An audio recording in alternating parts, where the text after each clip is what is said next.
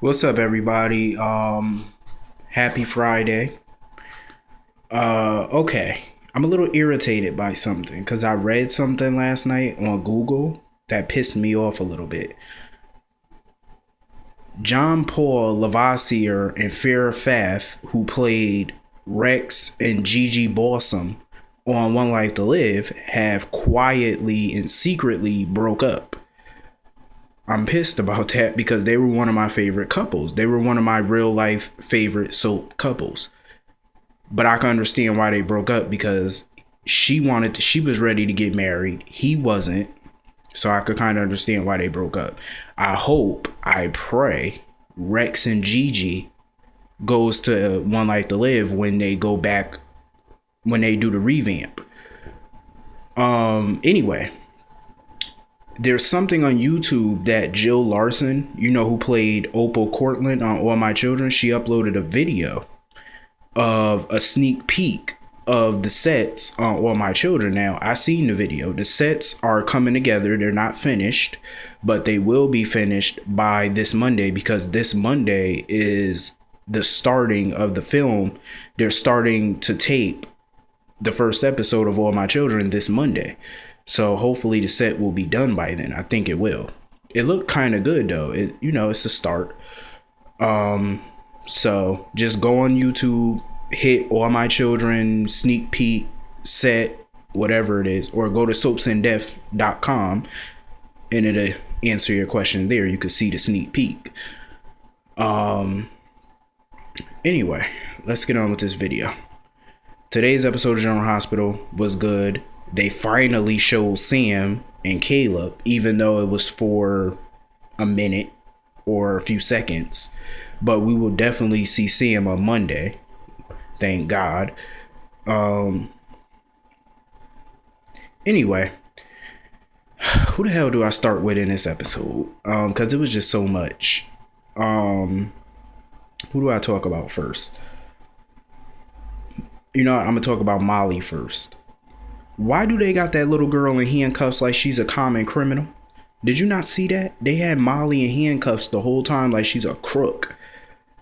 I understand it's procedure, but still, Anna Devane is the commissioner. You could take those cuffs off. It's not like she's a danger. She's a 14-year-old kid, a 15-year-old kid. What is she going to do? I understand why Anna and Alexis were furious with Molly because what she did, like I said yesterday, what she did was wrong. You're not supposed to break people out of jail. That's wrong. But I understand her reasons. She had good reasons, but it doesn't make it right.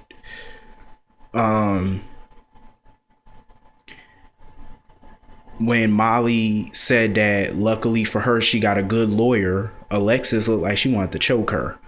But I do think Alexis should have went a little easy on her because, come on now, Molly's never done anything like this before. She's an A student, a good daughter, a good kid. Cut her some slack a little bit. I mean, come on, y'all see the situation.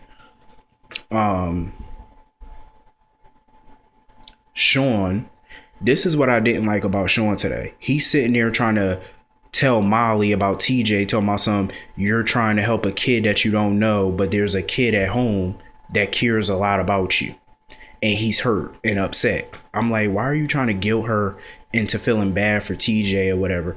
Here's my thing about it. I feel like she's wrong for lying to TJ and what's been going on, but TJ has been a little jackass lately, so I'm not really feeling too bad for him. So anyway, Anna Devane bumps into Scott Baldwin. Scott, I swear to God, what Luke and Tracy said about Scott was so true. He's an ambulance chaser. Scott is he's one of those lawyers.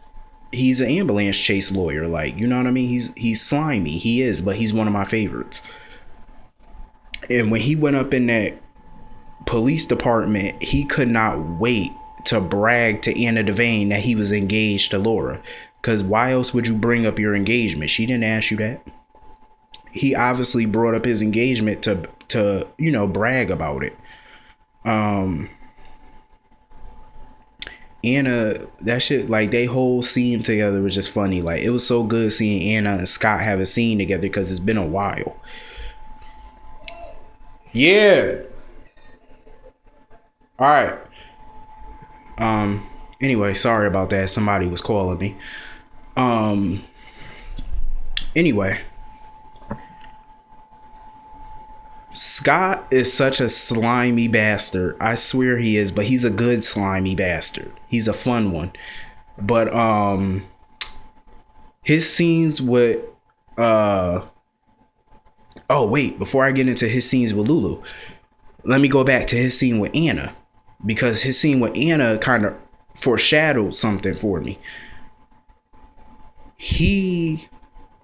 When he found out Anna and Luke weren't together anymore, you could see his facial expression. He was upset by it because he know now that Luke is single, he know Luke is going to try to get Laura back. He know it. And I saw that facial expression on his. I knew it. He know damn well Luke is competition for him now. He know it. Because he was hoping that Anna would still be dating Luke, so that way Luke wouldn't try to break up him and Laura and try to take Laura back. Anyway, before I get into his scenes with Lulu, some of y'all was asking me, why did Luke and Scott hate each other so much? Because some of y'all don't know the history of Scott and Luke. Well, Laura was Scott Baldwin's first wife. They got married 1979, and they were married for 2.5 years. They were married from 1979 to 1981. And when they got divorced in 1981, Luke married Laura the same year she got a divorce from Scott. So Scott hates Luke because he feels like Luke broke up his marriage to Laura the first time. He's always hated Luke because of that. And he put Luke through hell over the years, and the Spencer family. So that's why Luke hates Scott, vice versa, because of what they did to each other. So that's where they had a feud for 30 years. So this feud between the two of them has been going on for about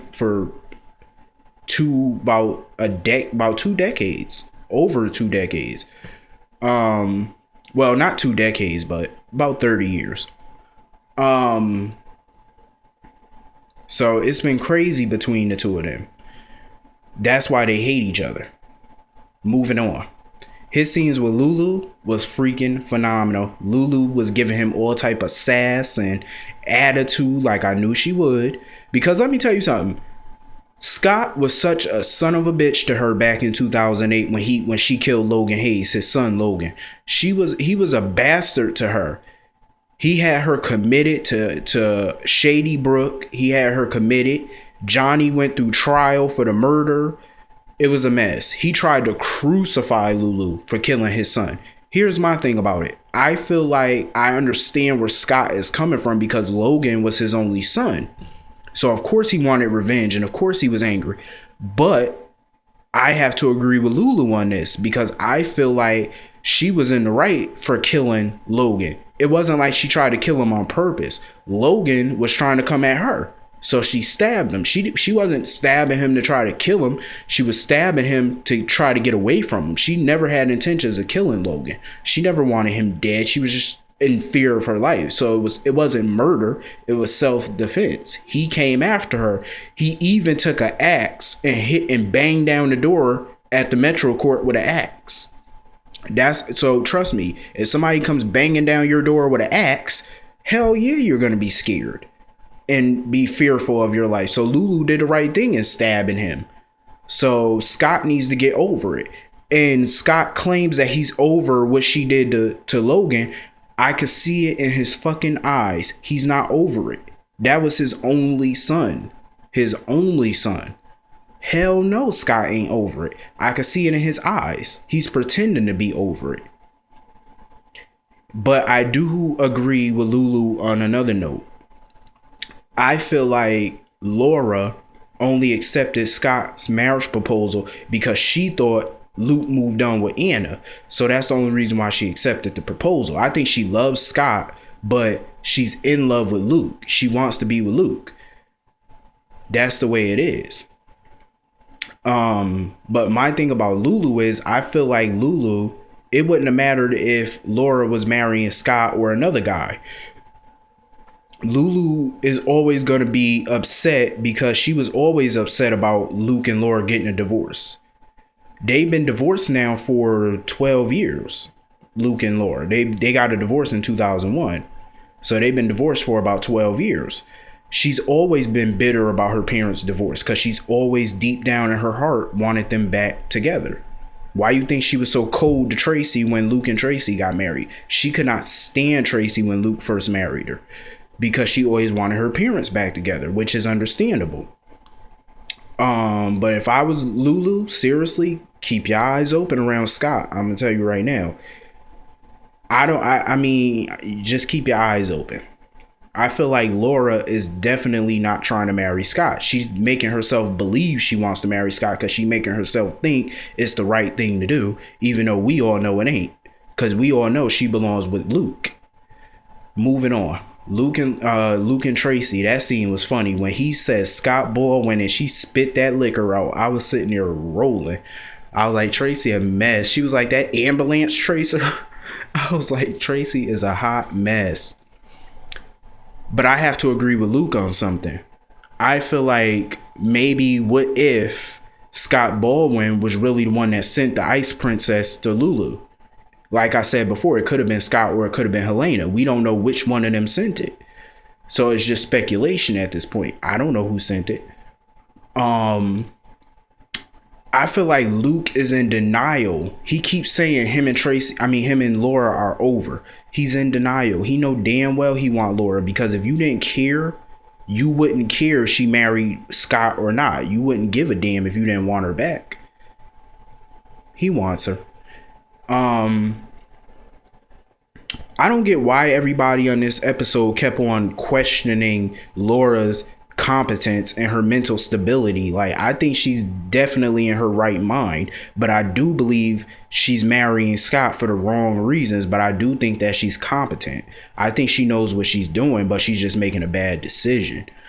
And Tracy, you could tell she looked like she was upset when she found out Laura was back. But then when she found out she was engaged, that's when she got happy a little bit. Because everybody know Tracy's always been jealous of Laura because of Luke. Because Tracy loved Luke. And she's always been jealous of Laura because she know Luke is still in love with Laura. She always knew that. Even when they first got married. She always knew. But she never, not one time, thought Laura would come back to Port Charles. She never thought she would.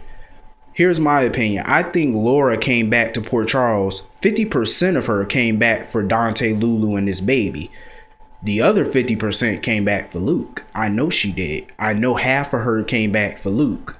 Her intentions was for Lulu and Dante, but her other motive was to come back for Luke. I know it. Anyway, the Sonny, Kate, and Olivia scene, powerful. Kate, I swear, Kelly Sullivan, no matter if she's Kate or Connie, her acting is so powerful in a dramatic scene.